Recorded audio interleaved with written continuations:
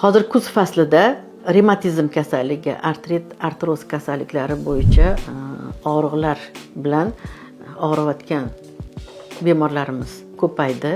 Men bularga bir retsept tavsiya qilaman. O'zimizni oddiy igr, ya'ni ruschasiga lug' deyiladi.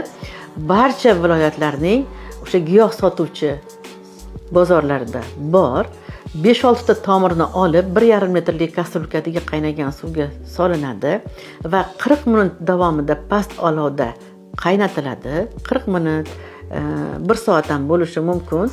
Sizga 800-700 gram qoladi va mana shu tayyor bo'lgan damlamani kun davomida qorin to'q bo'lmagan holatlarda yarim piyoladan iliq holatda iste'mol qilinadi va siz mana shu kasallik bilan aziyat chekib yoki bo'lmasam kun davomida og'riq qoldiruvchi dorilaringiz har holda kamayadi va og'riqlarni bosish xususiyatiga va yordam berish xususiyatiga ega.